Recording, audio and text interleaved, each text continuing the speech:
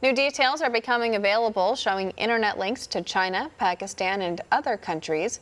Information warfare expert Phil Waldron says his team is studying the information packages received from overseas and that those packages may have impacted the election. Christina Bobb has more.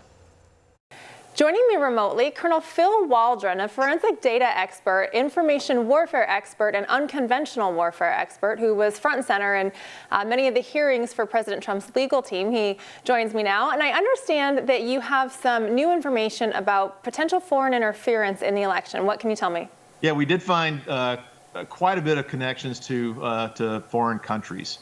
Specifically to China. In Georgia, we had open Wi-Fi devices that resolved in China, for example. And you may remember that U.S. voter rolls were emailed to foreign companies in Pakistan. One that was specifically affiliated with Pakistani Inter-Services Intelligence Agency, or ISI. Well, the Nevada Secretary of State exported the whole voter rolls.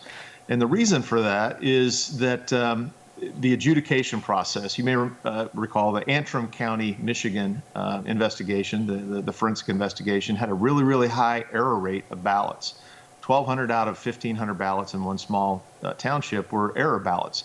And those are sent to the adjudication process. And what it looks like when the voter rolls shut down at night in several states across the country, that those voter rolls were used to assign votes to those adjudicated ballots.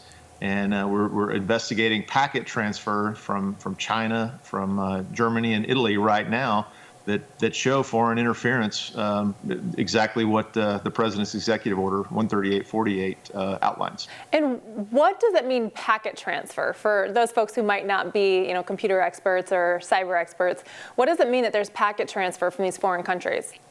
So data is transferred over in bundles or packets so that it can go from one place to another. So if you send a picture through an email, that's a packet. It's a pretty large packet file that goes from one point or one IP address to another IP address.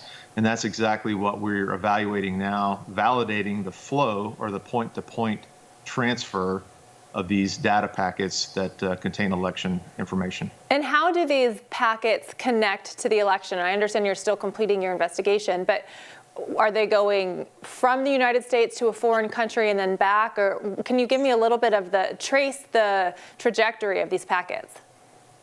Yes, there's two-way transfer of the packet data. They leave the United States and go to servers in foreign countries. Again, I mentioned the countries they're going to.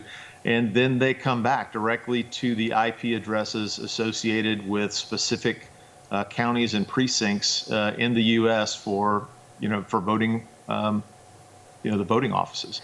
So this is specifically voting information. And did we see this in both the general election and the Georgia state runoff?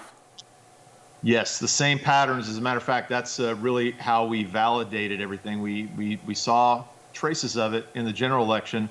We weren't really all the way focused, but during the Georgia runoff election, we saw the exact same data transfer patterns. And again, those are mostly encrypted, so we're trying to decrypt a lot of that information right now using open source tools and methods and pulling that information down to where it's usable. Well, thank you very much for your efforts, and I wish you the best of luck in your continued investigation. Thanks for your time. Thanks for having me. All right. Want to see more videos like this? Visit OANN.com for immediate access to all the clips you've been waiting to see.